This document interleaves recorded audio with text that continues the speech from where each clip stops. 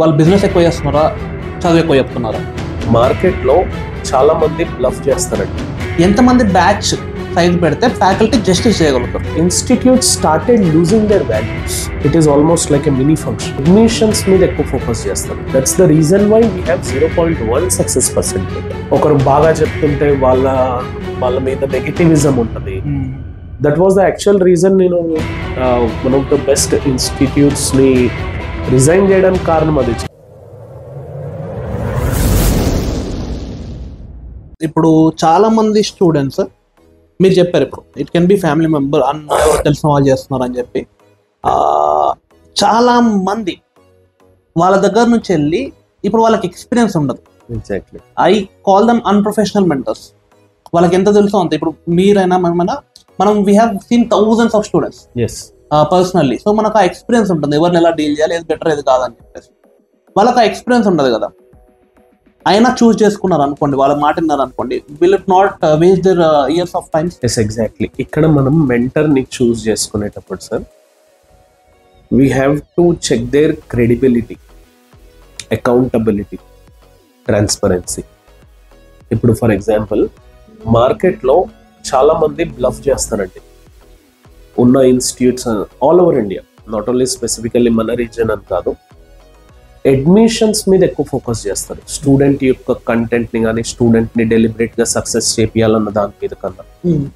So వాళ్ళ credibility ఏంటి? ఇప్పుడు ఫర్ ఎగ్జాంపుల్ నా కేసు తీసుకున్నాను అనుకోండి. I have return UPSC for 6 times, went into the interview stage for 3 times, and have secured few government jobs at the central level. Yes. So I have been teaching since last 10 years, guided many aspirants and mentored many students. Yeah. This is my credibility. So ఈ credibility basis మీద మనకి ఎంత ఉపయోగపడతారన్న దాని మీద mentor ని చూస్ చేసుకోవాలి ఎప్పుడన్నా. అది మెంటర్ అయినా కోచింగ్ ఇన్స్టిట్యూట్ అయినా. చాలా మంది బ్లఫ్ చేసే వాళ్ళ దగ్గరికి ఈజీగా వెళ్ళిపోతూ ఉంటారు. అట్రాక్టివ్ నేచర్ అంటాం మనం. ఇప్పుడు కొన్ని ఇన్స్టిట్యూట్లు ఉంటాయి sir all over India, 500-600 members ని కూర్చోబెట్టి క్లాస్ చెప్తారు. It is almost like a mini function of. So ఇప్పుడు ఆ పర్టికులర్ క్యాండిడేట్ కి ఏదైనా డౌట్ వస్తే ఫ్యాకల్టీని అప్రోచ్ కావాలంటే it becomes highly difficult. So మనం ఫస్ట్ క్రాస్ చెక్ చేసుకునేటప్పుడే how much credible they are, so how much they are accountable to us, how transparent they would be. ఇంకొక విషయం యాడ్ చేయాలనుకుంటున్నాను సార్. ఇక్కడ చాలా మంది అడ్మిషన్ తీసుకోవడానికి వచ్చినప్పుడు లేకపోతే ఏదైనా ఎంక్వైరీకి వచ్చినప్పుడు డైరెక్ట్ గా ఎలా అడుగుతారంటే, ఆ అడ్మిషన్ కంపల్షన్ చేయడానికి మీరు IAS 1 year లో అయిపోతారు, 2 years లో అయిపోతారు, 3 years లో అయిపోతారు, ర్యాంక్ టాప్ 10 ర్యాంక్స్ లో వస్తాయి. అది స్టూడెంట్ పెట్టే ఎఫర్ట్ మీద ఉంటుంది కానీ ఇన్స్టిట్యూట్ చెప్పే ఎఫర్ట్ మీద ఉంటుంది. ఇన్స్టిట్యూట్ ఎవరికన్నా కూడా సేమ్ నాలెడ్జ్ ఇస్తుంది సార్. ఏ ఇన్స్టిట్యూట్ అయినా మీరు హైదరాబాద్, ఢిల్లీ, బెంగళూరు, చెన్నై, పూణే ఏది తీసుకున్నాం, స్టూడెంట్ దాన్ని ఎంతవరకు ఇంప్లిమెంట్ చేస్తున్నారు అన్న దాని మీద ఎఫర్ట్ అండ్ అవుట్కమ్ అనేది ఉంటుంది. ఇప్పుడు ఫర్ ఎగ్జాంపుల్ మనం క్రికెట్ లో ఒక లాజిక్ తీసుకుంటే సార్, కోచ్ ఉంటారు, కోచింగ్ ఇస్తారు, కానీ effort which this particular candidate is putting is what actually matters. ఇప్పుడు మూవీస్ ఉంటాయి సార్, మనం మూవీస్ ఎగ్జాంపుల్ కూడా తీసుకోవచ్చు లైవ్ గా మాట్లాడితే. ఇప్పుడు ఒక యాక్టర్ ఉన్నాడు సార్, యాక్టర్ యొక్క వర్సటాలిటీ ఆల్రెడీ ప్రూవ్ అయిపోయి ఉన్నా డైరెక్టర్ చెప్పినప్పుడు ఈ యాక్టర్ ఎంత ఇంప్లిమెంట్ చేస్తున్నాడు అన్న దాని మీద సక్సెస్ రేట్ ఉంటుంది. The best example I will take as Mr. Allu Arjun, who has got national award recently. Pushpa. అయితే ఆ డైరెక్టర్ తీసినందుకు అతనికి నేషనల్ అవార్డు రాలేదు. ఇతను 10 times ఇంటూ పెట్టినందుకు, ఆ ఎఫర్ట్స్ పెట్టినందుకు అతను నేషనల్ అవార్డు వచ్చింది. అట్లాగే ఎస్ ఎగ్జాక్ట్లీ, అట్లాగే ఇన్స్టిట్యూట్స్ చెప్పేదాన్ని మనం ఒక 10-20% బేస్ గా తీసుకొని ఆ 80% ఎఫర్ట్స్ ని మనం ఎప్పుడైతే మల్టిప్లై చేస్తామో then that particular student would be qualified. That's the reason why we have 0.1 success percentage in this particular UPSC exclusively. So అందుకే ఫస్ట్ మనం ప్రయర్ గా చూసేటప్పుడు we have to cross check their credibility and how accountable they are and how prompt they are. చేసుకుంటే వాళ్ళకి ముందుకు వెళ్ళాక ఇబ్బందులు ఉండవు. This is the actual reason why students repeatedly take coaching in different institutes. ఇక్కడ నేను ఓన్లీ ఇన్స్టిట్యూట్స్ దాన్ని తప్పని కూడా అన్నాను సార్, స్టూడెంట్స్ది కూడా కొంచెం మిస్టేక్ ఉంటుంది. చెప్పిన వాళ్ళ మాటలు వినడం, వాళ్ళ ఫ్రెండ్ ఆ ఇన్స్టిట్యూట్ లో ఉన్నాడు అని జాయిన్ అవ్వడం. సో వీళ్ళు క్రాస్ చెక్ చేసుకోవాలి కానీ వాళ్ళ ఫ్రెండ్ మీద మాత్రం లేదా వాళ్ళ కజిన్స్ మీద రిలే అవ్వకూడదు. Yeah. They have to decide on their own, so that రేపు పొద్దున రీగ్రెట్ ఫీల్ అయినా కూడా మీరే డెసిషన్ తీసుకున్నారు కాబట్టి ఆ రీగ్రెట్ అనేది మీకు రాదు. మల్టిపుల్ టైమ్స్ కోచింగ్ తీసుకోవడం కూడా waste. That's why choose the best thing in the first instance. Let it be delayed but go for good. That is what I can give an advice to the students who are going to prepare for the next attempt. Got it sir, చాలా బాగా చెప్పారు, చాలా క్లియర్గా ఉంది. ఇప్పుడు ఒక question, this is bother me for many years actually. I ask you directly. ఒక faculty, ఇప్పుడు మీరు అన్నారు కదా ఇన్స్టిట్యూట్లో 500 మంది 1000 మందిని కూర్చోబెడుతున్నారు, పెళ్లి లాగా అయిపోతుంది అది, ఫంక్షన్ లాగా. సో ఒక ఫ్యాకల్టీ స్టూడెంట్స్కి జస్టిస్ చేయాలంటే ఒక ఇన్స్టిట్యూట్ వాళ్ళ మేనేజ్మెంట్ ఎంతమంది బ్యాచ్ సైజ్ పెడితే ఫ్యాకల్టీ జస్టిస్ చేయగలుగుతారు, నిజంగా కేరింగ్గా ఒక్కొక్కరికి ఇదేం తెలుసుకొని వాళ్ళతో మాట్లాడగలుగుతారు? ఇది it depends upon what is the amount of team that institute holds. ఇప్పుడు ఎలా అంటే సార్, ఫ్యాకల్టీ ప్రతిసారి డౌట్ క్లియర్ చేయాల్సిన అవసరం లేదు. There can be certain group of mentors who institute can afford. A group of mentors every time institute lo available unde, a mentor can be a senior person who has written mains at least. వాళ్ళకి certain amount of payment ఇచ్చి వాళ్ళని together preparation చేపిస్తూ వీళ్ళకి doubt ఒక big brother లాగా. It's simply like Dhoni when he's going to retire in the upcoming 1 or 2 years. ఆ position బాధ్యతలు ఎట్లయితే వేరే వాళ్ళకి అప్పచెప్పి వెళ్తారో, ఇక్కడ కూడా ఆ సీనియర్స్ అనే వాళ్ళు చాలా వరకు హెల్ప్ చేస్తారు. నేను చూసాను ఇది కొన్ని ఇన్స్టిట్యూట్ లో, ఈ స్ట్రక్చర్స్ చూసాను. ఒకవేళ అక్కడికి ఆ డౌట్ రిజాల్వ్ కాలేకపోతే, లెట్స్ సే ఒక 100 మెంబర్ ఆఫ్ స్ట్రెంగ్త్ ఉందనుకోండి. సో 100 మెంబర్ ఆఫ్ స్ట్రెంగ్త్ లో ఒక 5 to 10 would be left out where their doubts won't be resolved. So atla 5 to 10 can be managed by a faculty in the given time which they have. This is one point. And mere strength gurinchi adigaru. So nenu cheppinanduke adiginattu, to be frank, it depends upon institute's values sir, mainly. Endukante 500 members ni కూర్చోబెట్టడం అనేది it's not justificable నాకు తెలిసినంత వరకు. అంటే నాకు మీ గురించి తెలుసు కదా, you are one of the starting an అకాడమీలో స్టార్టింగ్ లో చాలా one of the star faculties ఉండే. అక్కడ మీకు 1000 మంది వచ్చి మీ క్లాస్ పెట్టినారు ఒకసారి. సో అంతమంది స్ట్రెంత్ మేనేజ్ చేయడం కష్టమే కదా ఒక ఫ్యాకల్టీ. అయితే అది ఆన్లైన్ వన్ వే కమ్యూనికేషన్ కాబట్టి అది వర్కౌట్. ఆఫ్లైన్ లో ఎంతమంది స్టూడెంట్స్ చైర్లు మీ ముందు కూర్చొని ఉంటే అందరికి మీరు ప్రశాంతంగా మాట్లాడగలుగుతారు? It is somewhere around 150 to 200 would be good figure. And ఇంకోటి ఇక్కడ ఫ్యాకల్టీకి బర్నింగ్ డిజైర్ కూడా రేస్ అవుతుంది సార్. 150-200 స్టూడెంట్స్ స్ట్రెంగ్త్ ఉన్నప్పుడు ఫ్యాకల్టీ చెప్పే అవుట్కమ్ 25-30 ఉన్నప్పుడు ఫ్యాకల్టీ చెప్పే అవుట్కమ్ అనేది desirable. It is simply like a politician analysis. Crowd ఎక్కువ కనిపించినప్పుడు పొలిటీషియన్స్ ఎలా అయితే జీల్తో మాట్లాడతారో, so how prime minister or chief minister or any leader from the country speaks, ఆ సేమ్ లాజిక్ ఇక్కడ కూడా అప్లై అవుతుంది సార్. 150 to 200 ఉంటే దాంట్లో ఒక 10% to 20% డౌట్స్ రైజ్ అవుతాయి. అయితే ఆ డౌట్స్ వాళ్ళు క్లాస్ లో క్లారిఫై చేసుకునే వాళ్ళు సగం మంది ఉంటారు. పోస్ట్ ద క్లాస్ ఒక 20-30 minutes ఫ్యాకల్టీ స్పెండ్ చేస్తారు, దాంట్లో కొంచెం డౌట్స్ క్లారిఫై అయిపోతాయి. అండ్ ఇంకోటి నేను ఇందాక చెప్పినట్టు మెంటర్ స్ట్రక్చర్ ఏదైతే ఉందో దాన్ని కనుక అప్లై చేస్తే it would be working very effectively. ఎందుకంటే doubt clarification is the base. ఆ డౌట్ క్లియర్ కాకపోతే వాళ్ళకి నెక్స్ట్ కాన్సెప్ట్ అనేది అర్థం కాదు. ఇక్కడ ఇంకొక ఆస్పెక్ట్ ఏంటంటే సార్, ఫ్యాకల్టీస్ని ఇన్స్టిట్యూట్స్ ఎప్పుడైతే హైర్ చేసుకుంటాయో, జనరల్గా అయితే యూపీఎస్సీ ఫీల్డ్లో మీకు తెలుసు ఫ్రీలాన్సింగ్ ఫ్యాకల్టీస్ ఎక్కువ ఉంటారు. సో వీక్ డేస్లో Monday to Friday classes, Saturday half a day test, the rest half day ఫ్యాకల్టీస్ని ఇన్స్టిట్యూట్స్ ఇన్వైట్ చేయాలి. ఎగ్జాక్ట్లీ ఇన్వైట్ చేసి, this is I'm calling it as an invitation. ఎందుకంటే చాలా మంది దీన్ని ఒక బాసిజం యాటిట్యూడ్తో చూపిస్తూ ఉంటారు, లేదు మీరు రావాల్సిందే.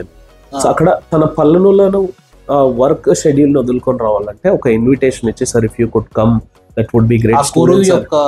Yes exactly.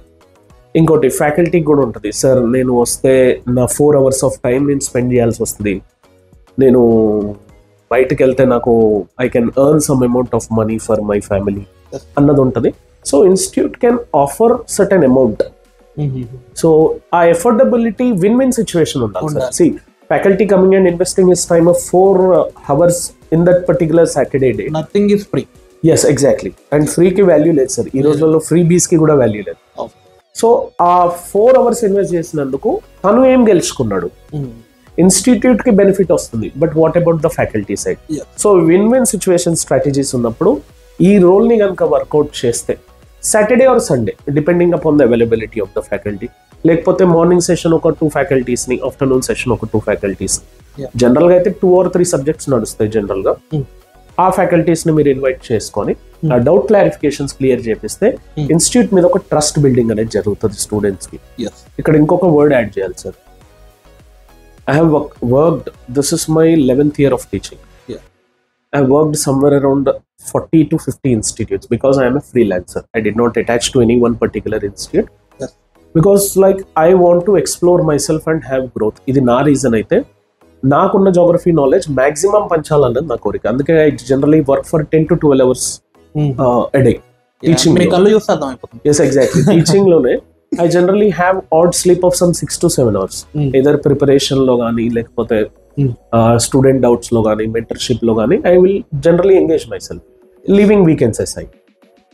అయితే ఇక్కడ ఇన్స్టిట్యూట్స్ అనేవి ఏం చేస్తున్నాయంటే, ఎర్లియర్ ఇన్స్టిట్యూట్స్ గురించి మాట్లాడదాం సార్. ఒక 2 decades 1 decade బ్యాక్ ఇన్స్టిట్యూట్స్ గురించి, they use to give consent to the students, they use to give value to the students, and institute use to have some values. ఇప్పుడు ఏమైపోయిందంటే, institute started losing their values and started focusing upon valuation of the company. So when institute started losing their values, స్టూడెంట్స్కి obviously trust పోతుంది. వాళ్ళు ఎప్పుడైతే values నుంచి valuation of the company మీదకి వెళ్ళిపోయారో, then ఆ trust అనేది స్లోగా డిక్లైన్ అవుతుంది. ఇమీడియట్గా డిక్లైన్ అవ్వడం మనకు కనిపించకపోవచ్చు, కానీ ఆ డిక్లైన్ అయినప్పుడు దేర్ షెల్ బి ఎంఎస్. అప్పుడు ఇన్స్టిట్యూట్స్ డౌన్ఫాల్ అవ్వడం మనం మార్కెట్లో చూస్తూ ఉంటాం. చాలా ఇన్స్టిట్యూట్స్ రైజ్ అవుతాయి, డౌన్ఫాల్ అవుతాయి. This is the actual reason. So ఆ ట్రస్ట్ బిల్డింగ్ అనేది స్టూడెంట్స్ జనరల్గా తీసుకోలేకపోతున్నారు. ఇక్కడ ఎడిషన్ టు ఇట్ చాలా మంది నన్ను ఈ క్వశ్చన్ అడుగుతారు సార్. సార్ ఢిల్లీ వెళ్ళాలా, బెంగళూరు వెళ్ళాలా, ముంబై వెళ్ళాలా, చెన్నై వెళ్ళాలా, హైదరాబాద్ లో ఉండాలా, ఆన్లైన్ చదవాలా, ఆఫ్లైన్ చదవాలా? మీరు ఏ మారుమూల ప్రాంతంలో ఉన్నా కానీ చదవచ్చు. Simple logic sir. ఇప్పుడు మాన్సూన్ ఇండియాలోకి జూన్ లో ఎంటర్ అవుతుంది. మాన్సూన్ వల్ల ఇండియాలో వర్షాలు పడతాయి. అది హైదరాబాద్ లో చెప్పినా, ఢిల్లీలో చెప్పినా, చండీగఢ్ లో చెప్పినా, శ్రీనగర్ లో చెప్పినా, వర్షం అయితే మాన్సూన్ వల్లనే వస్తుంది. So there is no differentiation between the cities. Anywhere you can sit and study. Online and ఆఫ్లైన్కి వచ్చేసరికి సార్, ఆన్లైన్ లో కొంచెం కమ్యూనికేషన్ గ్యాప్ వచ్చే ఛాన్స్ ఉంటుంది, ఆఫ్లైన్ లో క్లారిఫికేషన్ వచ్చే ఛాన్స్ ఉంటుంది. So most of the students offline opt చేసుకుంటే that would be more better అనేది నా feeling.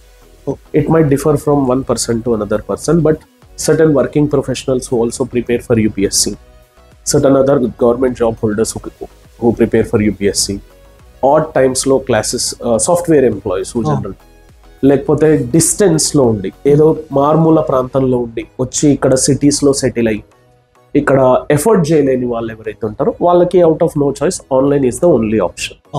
So offline or online mode, on the way how you are receiving it is the only thing which matters. So ఇప్పుడు ఈ topic లో ఉన్నాం కాబట్టి, as a faculty online లో చెప్పడం బాగుంటుందా, ఆఫ్లైన్ లో చెప్పడం బాగుంటుందా? నాకైతే ప్రిఫరబుల్లీ ఆఫ్లైన్ సార్. అంటే డెలివరీ ఎక్కువ ఉంటుందా లేకుంటే? రీజన్ బిహైండ్ ఇట్, ఇక్కడ మనం ఫ్యాకల్టీ అంటే we're not monopoly. Sometimes మనం జోగ్రఫీ కానీ, డిజాస్టర్ మేనేజ్మెంట్ కానీ చెప్పేటప్పుడు I see few students who generally deliberately give me points which are more better than what I have. This I have observed.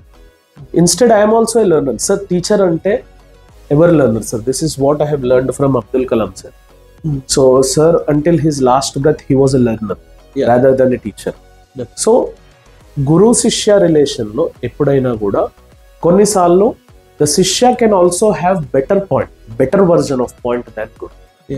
So, atla offline lo em jarugutadante sir, live lo undadam valla 4 points చెప్పడం వల్ల amount of capacity building and content generate అవుతుంది. So అది ఇప్పుడు ఒక వ్యక్తి తన యొక్క point ని నాకు చెప్తున్నాడు అంటే, క్లాస్ లో ఉన్న 100-150 మంది ఆ పాయింట్ ని వింటున్నారు అంటే, ఆ 100-150 మంది మైండ్స్ లోకి ఆ పాయింట్ అనేది వెళ్ళిపోయింది. సో అది తప్పో ఒప్పో చెప్పి నేను కరెక్ట్ చేసే టైంలో కూడా ఏది కరెక్ట్ ఏది తప్పు అనే అనాలిసిస్ చేసుకునే స్టేజ్ లో స్టూడెంట్స్ ఉంటారు. అందుకు నేను offline preferable. That was the actual reason నేను one of the best institutes ని రిజైన్ చేయడానికి కారణం అది. చాలా మంది నన్ను sir there was a clash between you and the management అంటారు, కానీ అట్లా క్లాషెస్ ఏమి ఉండవండి ఇప్పుడు. సో ఓన్లీ నా పర్సెప్షన్, నాకేంటంటే స్టూడెంట్స్ తో లైవ్ లో ఎంగేజ్ చేయడం చాలా ఇష్టం. వాళ్ళ డౌట్స్ అడిగితే వాళ్ళకి నేను ఆన్సర్స్ ఇవ్వడం చాలా ఇష్టం. అది ఆన్లైన్ లో ఇంటరాక్షన్ నాకు కొంచెం తక్కువ అనిపించి నాకు జాబ్ సాటిస్ఫాక్షన్ ఫుల్ఫిల్మెంట్ లేక నేను దాని నుంచి బయటికి రావాల్సి వచ్చింది. ఇప్పుడు బయట మీరు చాలా కోచింగ్ ఇన్స్టిట్యూట్స్ లో ఫ్యాకల్టీ లా చేస్తున్నారు. అవునండి. వాళ్ళు బిజినెస్ ఎక్కువ చేస్తున్నారా, చదువు ఎక్కువ చెప్తున్నారా? What's your opinion? To be honest sir, అంటే నేను జనరల్ గా ఒక ఇన్స్టిట్యూట్ 90% మాత్రం స్టూడెంట్ వాల్యూ అప్రోచే ఉంటుంది నేను ఎక్కడైతే వర్క్ చేస్తానో. దీనికి ఒక ఎగ్జాంపుల్ చెప్తా వినండి. అంటే మీరు వర్క్ చేయని అట్లా లేని దగ్గర మీరు వర్క్ చేయరా? ఎగ్జాక్ట్లీ, ఇది యాక్చువల్ పాయింట్ సార్. నాకు I have got many opportunities. Like నా డే షెడ్యూల్ మార్నింగ్ 6 కి స్టార్ట్ అవుతాయి, నైట్ 9 వరకు కూడా క్లాసెస్ ఉండే ఛాన్స్ ఉంటుంది. కాకపోతే what this institute is thinking, is it thinking in the mode of pro beneficial of student or just a business?